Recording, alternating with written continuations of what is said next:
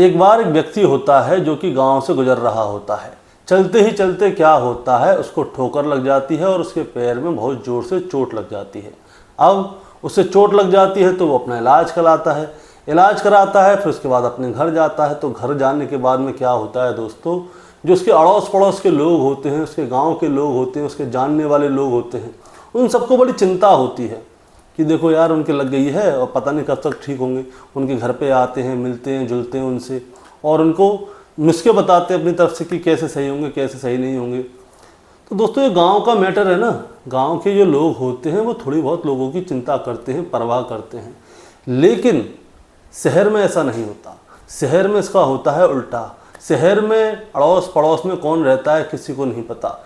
शहर के लोग बड़ी बड़ी बिल्डिंग तो बना लेते हैं, लेकिन उनके घर के जस्ट बगल में कौन है किसी को भी नहीं पता।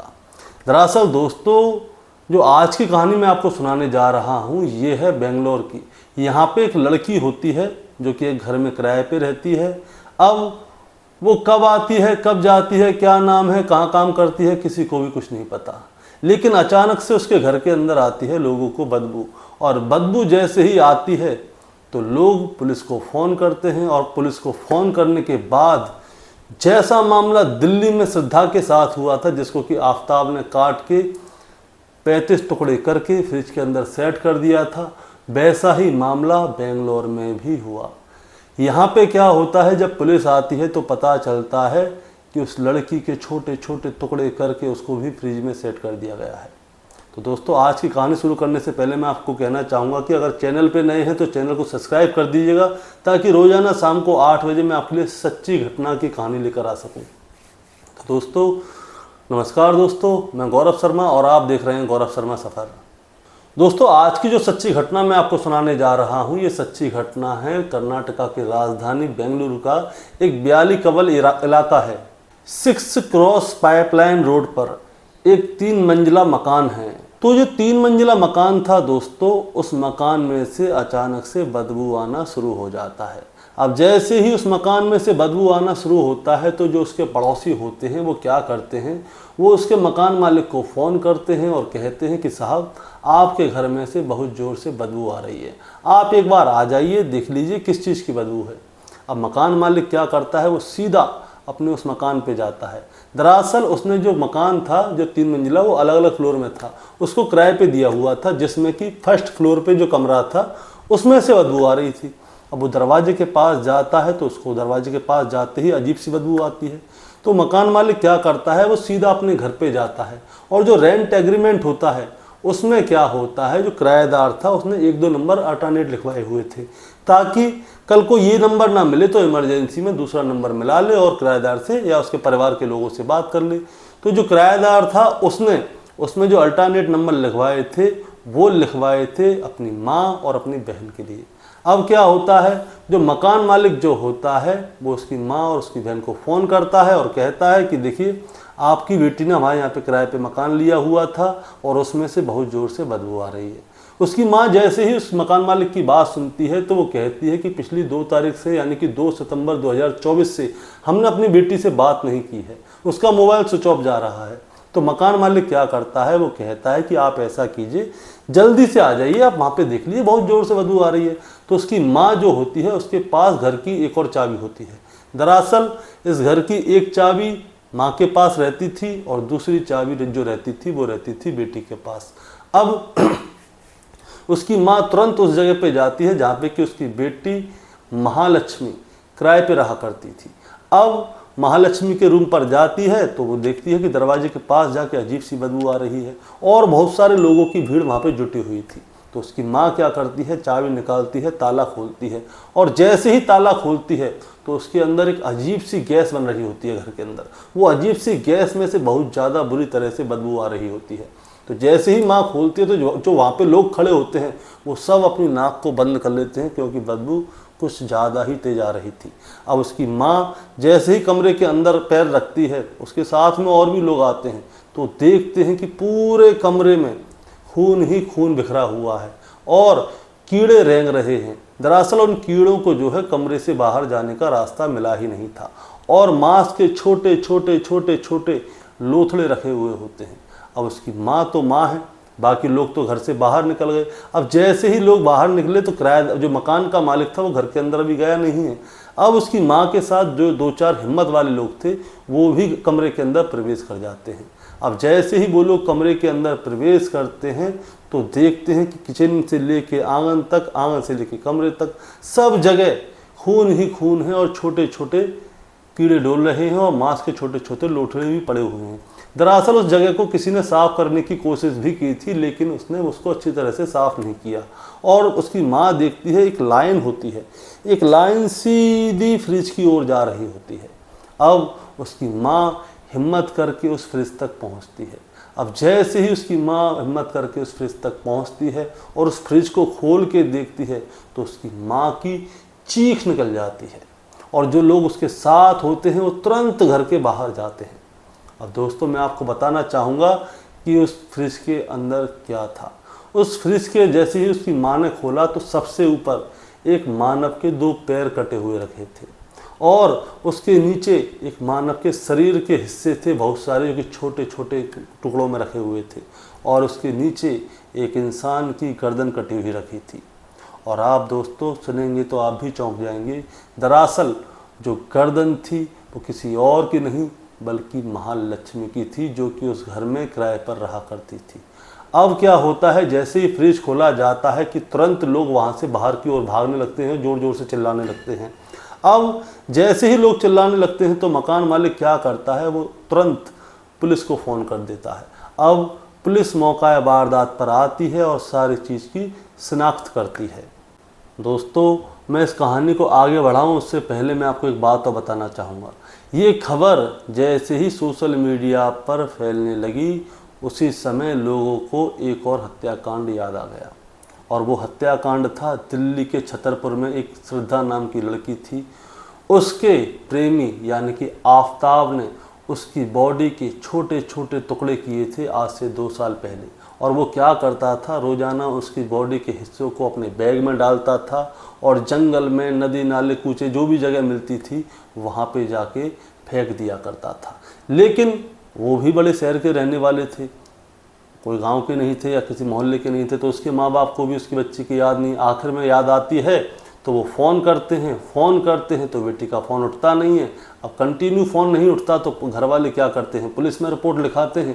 पुलिस में रिपोर्ट लिखाते हैं तो लड़की के घर पे पुलिस वाले आते हैं और जब श्रद्धा के घर पे पुलिस वाले आते हैं तो उसके घर में से भी उसकी जो लाश के छोटे छोटे टुकड़े थे, 35 टुकड़े किए गए थे, वो भी उसे फ्रिज में ही मिलते हैं। और तब जाके इस मामले का खुलासा होता है। और दोस्तों मैं आपको एक बात और बताना चाहूँगा, जो आफताब है अभी तक उसको कोई सज़ा नहीं हुई है, अभी भी उसका केस जो है विचाराधीन है, बस वो जेल में है, जेल के अलावा उसको कोई सख्त सज़ा मिली नहीं है। अब दोस्तों महालक्ष्मी की हत्या तो हो गई, अब क्या होता है वहाँ पे जो आसपास के लोग थे और सोशल मीडिया पे जब महालक्ष्मी की बात फैलाई जा रही थी कि एक लड़की के 59 से 60 टुकड़े छोटे छोटे हिस्से में करके फ्रिज में रख दिए गए हैं, तो जिस के पास ये खबर पहुँच रही थी तो उन सभी के मन में बस एक ही सवाल था और सवाल ये था कि आखिर महालक्ष्मी की हत्या की तो किसने की। और भी बहुत सारे सवाल थे, लेकिन सबसे ज़्यादा सवाल जो थे वो सिर्फ 2 ही लोगों के थे। सिर्फ 2 लोग कौन, या तो पुलिस या महालक्ष्मी के परिवार के लोग। अब होता क्या है दोस्तों, पुलिस जब इस लड़की के घर में इन्वेस्टिगेशन कर रही होती है तो उनकी नज़र जाती है बेड पे रखे हुए एक फ़ोन पर, और वो फ़ोन होता है महालक्ष्मी का और वो मोबाइल स्विच ऑफ होता है। अब पुलिस क्या करती है, उस मोबाइल को सर्विलांस पे डालती है और ये जानने की कोशिश करती है कि महालक्ष्मी ने आखिरी बार किससे बात की और किस डेट को की। तो पता चलता है 2 सितंबर 2024 को आखिरी बार इस फ़ोन से किसी से बात की गई है और 2 सितंबर 2024 को ही ये मोबाइल स्विच ऑफ कर दिया गया है। अब पुलिस का मानना ये था कि 2 सितंबर 2024 के या 3 सितंबर को महालक्ष्मी की हत्या कर दी गई है। दोस्तों पुलिस के पास सवाल तो बहुत सारे थे लेकिन जवाब कोई नहीं था। अब क्या होता है, अब एक तरफ क्या होता है, जो पोस्टमार्टम हाउस में जो लोग काम करते हैं उनके कर्मचारियों को बुलाया जाता है और उनसे कहा जाता है कि जो महालक्ष्मी के शरीर के छोटे छोटे टुकड़े हैं उन सभी को इकट्ठा कर लीजिए ताकि इनका पोस्टमार्टम हो सके और ये पता चल सके कि इसकी हत्या कैसे हुई है, कोई नशीला पदार्थ खिला के कहीं इसको काटा तो नहीं गया या सीधे हत्या की गई है। क्योंकि दोस्तों पुलिस वालों की इतनी हिम्मत नहीं हो रही थी, ना ही उन पे किया जा रहा था, क्योंकि उसके छोटे छोटे टुकड़े पूरे कमरे में फैले हुए थे। पुलिस वालों की हिम्मत नहीं हो पा रही थी कि वो उनको इकट्ठा कर सकें। इसीलिए उन्होंने फॉरेंसिक लैब और जो पोस्टमार्टम हाउस में काम करते हैं उन कर्मचारियों को बुलाया था। हालांकि पोस्टमार्टम टीम क्या करती है, उन सभी छोटे छोटे टुकड़ों को इकट्ठा कर लेती है और उसके बाद में उनका पोस्टमार्टम कराया जाता है और उसके बाद में बताया जाता है, ये मीडिया रिपोर्ट्स के अकॉर्डिंग बता रहा हूँ, कि उसमें जो टोटल टुकड़े हुए थे उस महालक्ष्मी के शरीर के, वो टोटल 59 टुकड़े थे। और दोस्तों ये भी बताया जा रहा है कि जो इस महिला की हत्या की गई है, छोटे छोटे टुकड़े किए गए हैं, इसका मोबाइल जो है 2 सितंबर को बंद हुआ था, लेकिन जो टुकड़े पाने से लगभग 5-6 दिन पहले इसकी हत्या की गई है।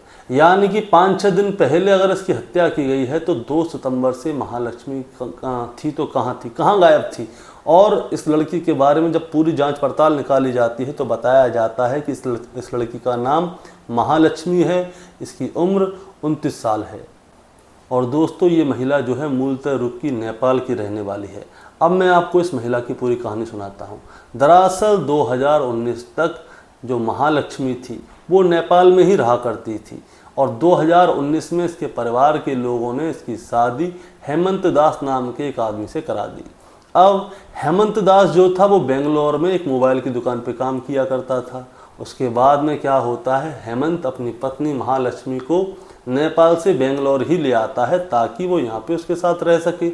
अब उसके बाद क्या होता है, समय अच्छा कटता रहता है और बीच में ही जो महालक्ष्मी थी उसकी एक शॉपिंग मॉल में सेल्स गर्ल्स की हेड के तौर पे नौकरी लग जाती है। अब वो वहाँ पे काम करती है। अब वहाँ पे वो काम करती है तो जीवन अच्छा कट रहा है। लेकिन क्या होता है दोस्तों, 2023 में ही क्या होता है, इसकी एक लड़की जन्म लेती है।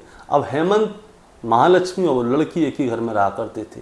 लेकिन कुछ समय बाद क्या होता है, हेमंत को पता चलता है कि जो महालक्ष्मी है उसकी किसी अशरफ नाम के एक हेयर ड्रेसर यानी कि नाऊ से दोस्ती हो जाती है और दोस्ती होने के बाद इन लोगों का अफेयर चल रहा है।